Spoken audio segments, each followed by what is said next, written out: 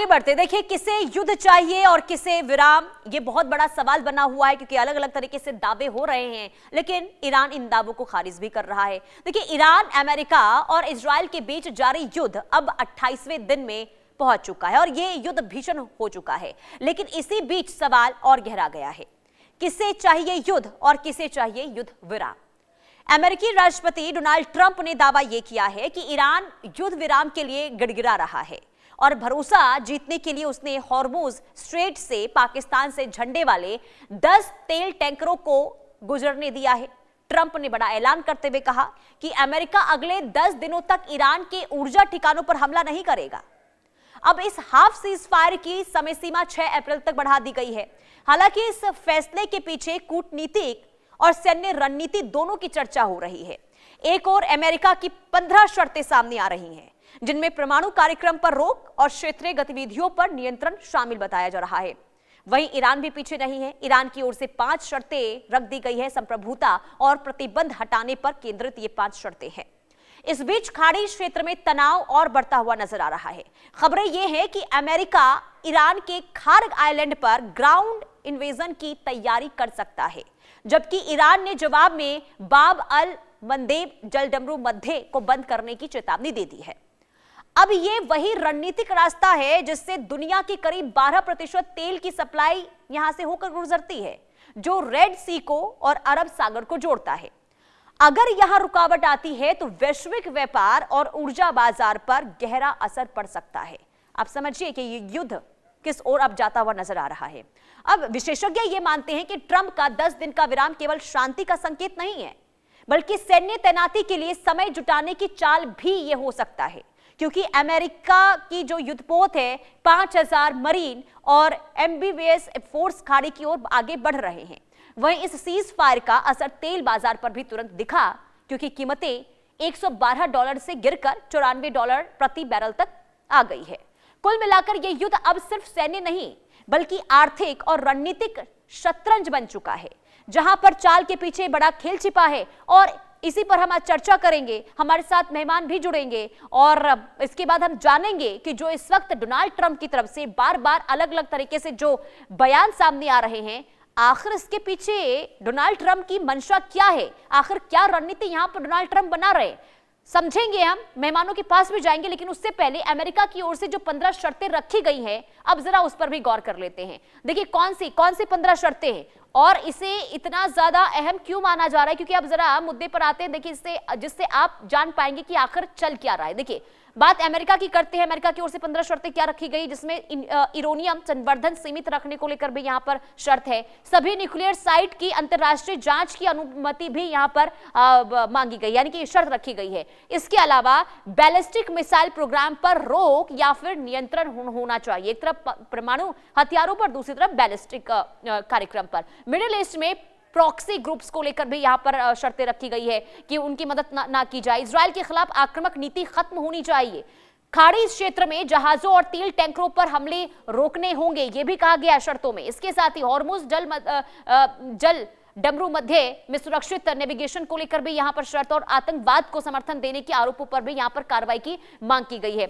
इसके अलावा क्षेत्रीय देशों जैसे कि सऊदी, यूएई के खिलाफ हस्तक्षेप बंद करना होगा। वहीं साइबर अटैक और हाइब्रिड वॉरफेयर गतिविधियां रोकनी होंगी। वहीं विदेशी कैदियों, नागरिकों को रिहा करना भी यह शर्त रख दी गई है अमेरिका की ओर से। इसके अलावा सैन्य ठिकानों की पारदर्शिता बढ़ाना होगा। और अगला, अब सुनिए शर्त, अंतर्राष्ट्रीय कानूनों और यूएनएससी नियमों का पालन भी ईरान को करना होगा। इसके अलावा दीर्घकालिक शांति समझौते के लिए औपचारिक प्रतिबद्धता भी होनी चाहिए। ये अमेरिका की शर्त थी। अब बात कर लेते, क्योंकि ईरान भी पीछे नहीं है। ईरान ने भी 5 शर्तें रख दी। अब ईरान की 5 शर्तें क्या है, अब जबकि अमेरिका ने 15 शर्त भेजी है, तो ईरान कहां मानने वाला। उसने भी अमेरिका के सामने 5 शर्तें रखी हैं, जिसमें सभी आर्थिक प्रतिबंधों को तुरंत हटाने की मांग कर दी गई है। ईरान की संप्रभुता और आंतरिक मामलों में दखल दिया जाए, ये भी शर्त है ईरान की। इसके अलावा तीसरी शर्त सुन लीजिए, परमाणु कार्यक्रम को शांतिपूर्ण उद्देश्यों के लिए जारी रखने की अनुमति हो। यह सबसे बड़ा पेच है। जिसे लेकर ये पूरा जो मामला हम देख रहे हैं मिडिल ईस्ट में बना हुआ है। अमेरिका और सहयोगी देशों से सुरक्षा की गारंटी भी मांगी गई है। क्षेत्र में सैन्य दबाव और हमले की धमकी पूरी तरीके से खत्म की जानी चाहिए। सभी आर्थिक प्रतिबंधों को तुरंत और पूरी तरीके से हटाया जाए। ये 5 शर्तें हैं ईरान की। सवाल यह है कि जो शर्तें यहां पर रखी गई है, क्या वाकई में ईरान इन शर्तों को अमेरिका इन शर्तों को मानेगा? देखिए, सवाल कई उठ रहे हैं, लेकिन सबसे बड़ा सवाल यह है कि आखिर चल क्या रहा है, डोनाल्ड ट्रंप कर क्या रहे हैं। हमारे साथ मेहमान जुड़ चुके हैं, कर्नल टीपी त्यागी, डिफेंस एक्सपर्ट हमारे साथ जुड़े हुए हैं। बहुत स्वागत है सर आपका इंडिया न्यूज पर। ये इस वक्त सर क्या चल क्या रहा है? खास करके हम शुरुआत डोनाल्ड ट्रंप की बातों से ही कर लेते हैं, दावों से ही कर लेते हैं। ये जो एक के बाद एक दावे, कभी 5 दिन को लेकर यहाँ पर युद्ध विराम की बात की जाती है कि हमले नहीं करेंगे, फिर समय सीमा खुद बढ़ा देते हैं। आखिर करना क्या चाह रहे डोनाल्ड ट्रंप? क्या वाकई में कोशिश हो रही है कि युद्ध विराम होना चाहिए, या फिर तैयारियां कुछ और ही चल रही है डोनाल्ड ट्रंप की? जी, ये तैयारियां दोनों तरह से देखी जा सकती हैं, लेकिन मैं पहले वो आपके सामने रखना चाहता हूं जो मोस्ट लाइकली है। मोस्ट लाइकली ये है कि दोनों ही पार्टी यानी कि अमेरिका और ईरान दोनों ये चाहते हैं कि युद्ध विराम होना चाहिए। युद्ध विराम होना चाहिए, इसके लिए अमेरिका के प्रेसिडेंट ने कहा कि मैं अगले और 10 दिन तक ईरान के पावर स्टेशन के ऊपर हमला नहीं करूंगा। यानी कि इस 10 दिन को यूं भी समझा जा सकता है कि वो अपनी तैयारी पूरी कर रहे हैं, वो इंतजार कर रहे हैं अपने डिस्ट्रॉयर शिप का ईरान के पास आने का, और यूं भी समझा जा सकता है कि वो 10 दिन में मौका दे रहे हैं कि उन्होंने जो अपनी 15 शर्तें रखी हैं इसके ऊपर ईरान गौर करे। ईरान दिखाने के लिए, ऑप्टिक्स के लिए ये कह रहा है कि हम इनको ये शर्त हमें नामंजूर है, हम बात नहीं करना चाहते, मगर ये सिर्फ दिखाने के लिए है। जो असली चीज होती है वो समझ में आती है बाय इम्प्लीकेशन। बाय इम्प्लीकेशन का मतलब ईरान ने, अगर वो इनके ऊपर विचार नहीं कर रहा था तो ईरान ने ये क्यों कहा कि इन 15 शर्तों में लेबनान को भी इंक्लूड करो, यानी कि हिजबुल्लाह के ऊपर भी अटैक नहीं होने चाहिए। हिजबुल्लाह को अटैक करने की बात को इंक्लूड करने का मतलब ये है कि ईरान इन शर्तों के ऊपर असलियत में विचार कर रहा है, अपनी इज्जत को ऊपर रखने के लिए या घमंड को दिखाने के लिए, बेशक दिखाने के लिए कह रहा हूँ कि मैं इन पर नहीं करूंगा। एक बात। दूसरी बात, ये जो आपने बात बताई कि रेड सी में बाब एल मंडेब को भी बंद कर दिया जाएगा।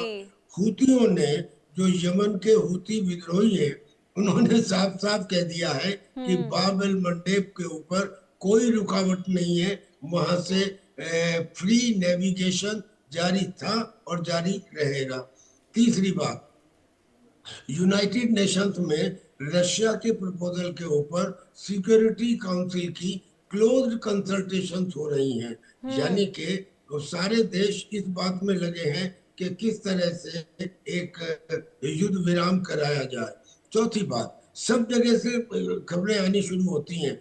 जापान ने अपने जो कोल बेस्ड पावर पॉइंट से या स्टेशन थे उनके ऊपर जो रेस्ट्रिक्शंस लगा ली थी वो हटा दी गई हैं।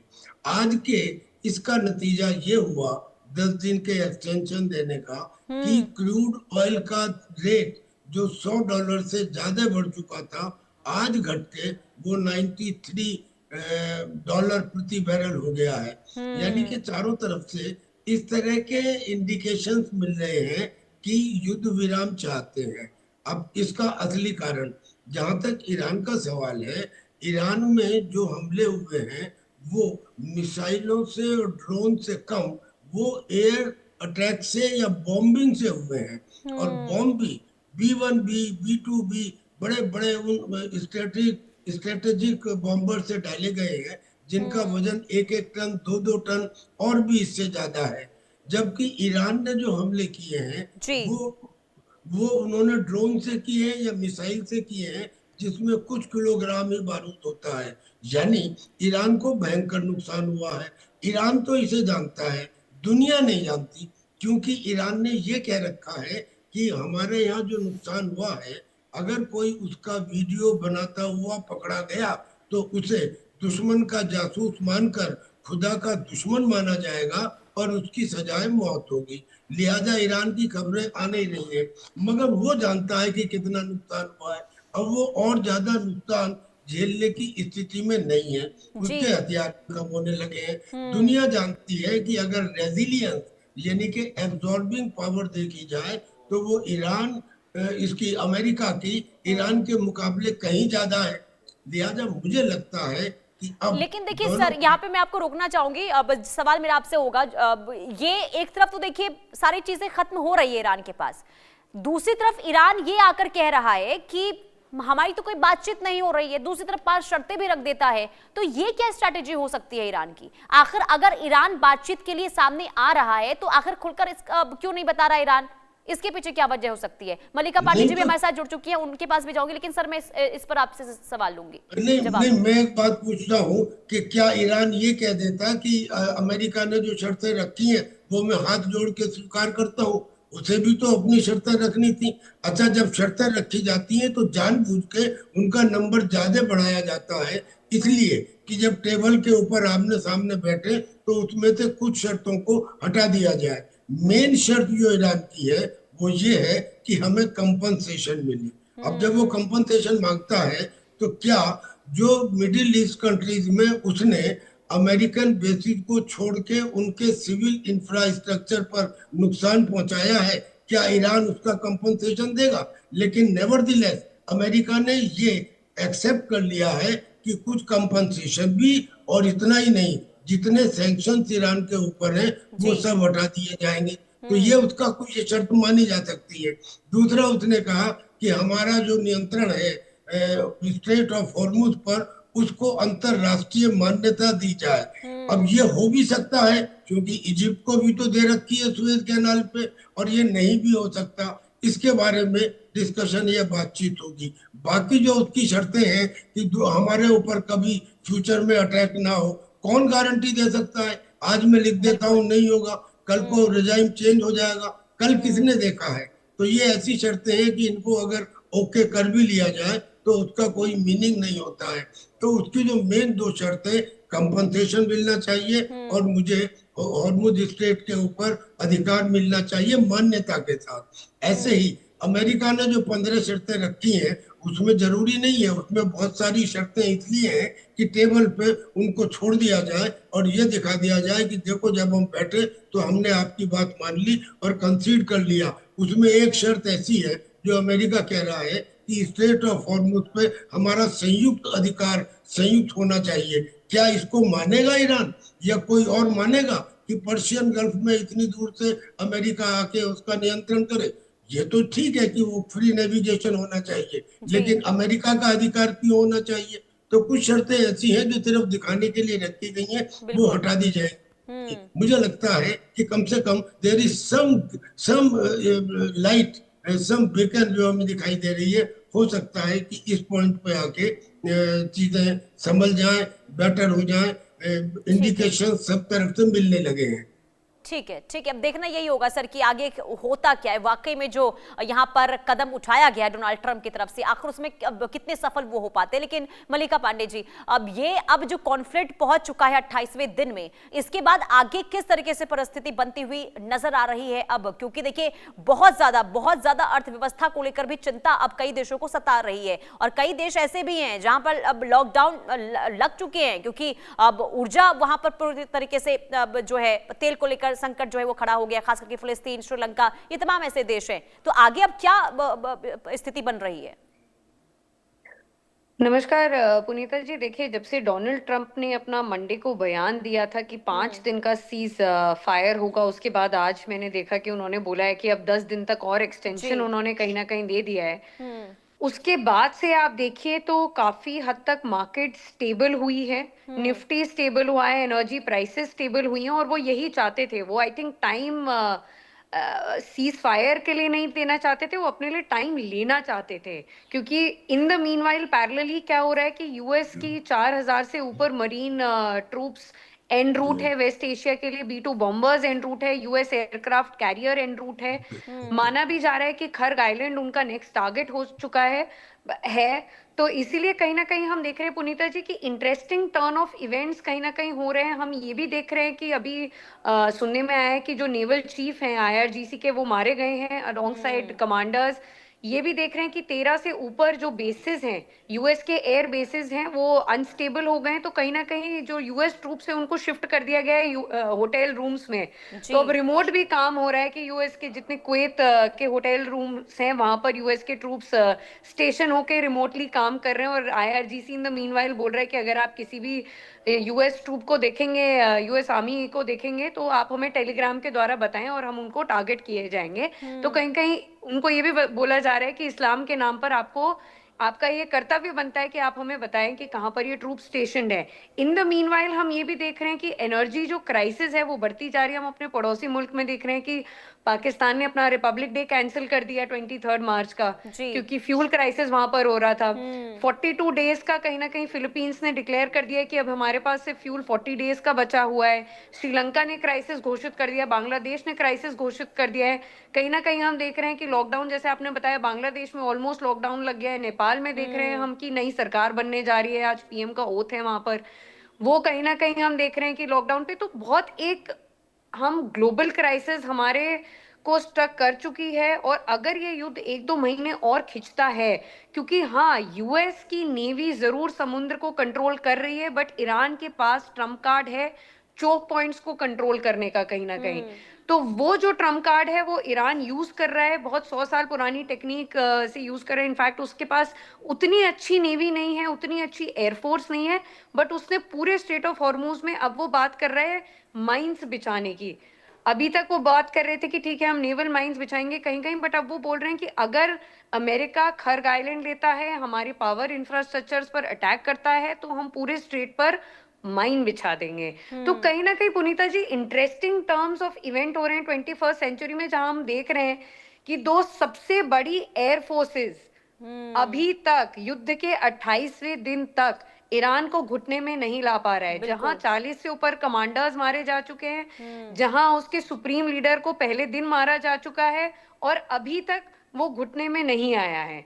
तो ये एक cheap drones versus billion dollar missile का जो खेल है पुनीता जी, ये 21st सेंचुरी में हमें देखने लायक है कि ये इंटरेस्टिंग मॉडर्न वॉरफेयर है कि हम देख रहे हैं कि डिप्लोमेसी आजकल सोशल मीडिया से चल रही है। जो टेबल पे बात होनी थी वो कहीं ना कहीं हम देखते थे कि पहले के टाइम में मध्यस्थता होती थी कि टेबल में बैठ के होती थी। अब हम डिप्लोमेसी देख रहे हैं, ट्रूथ सोशल से हो रही है, ट्विटर से हो रही है। एक तरफ हम जैसे ही नींद खुलती है तो हम देखते हैं कि डोनाल्ड ट्रंप के नए बयान आते हैं ट्रूथ सोशल में, IRGC के मिलिट्री स्पोक्स पर्सन के नए बयान आते हैं। तो ये बयान और यही इस वक्त डोनाल्ड ट्रंप को लेकर कोई समझ नहीं पा रहा है कि आखिर उनके दिमाग में चल क्या रहा है, क्योंकि हर दिन नए नए बयान, हर दिन नई नई चीजें जो सामने रखते हैं, उससे ये समझा नहीं जा रहा है कि आगे होगा क्या मिडिल ईस्ट में। आप दोनों से मैं माफी चाहूंगी, समय फिलहाल इतनी की इजाजत देता है। बहुत शुक्रिया आपका इंडिया न्यूज से जुड़ने के लिए और महत्वपूर्ण जानकारी देने के लिए। रुकते हैं यहाँ पर एक छोटे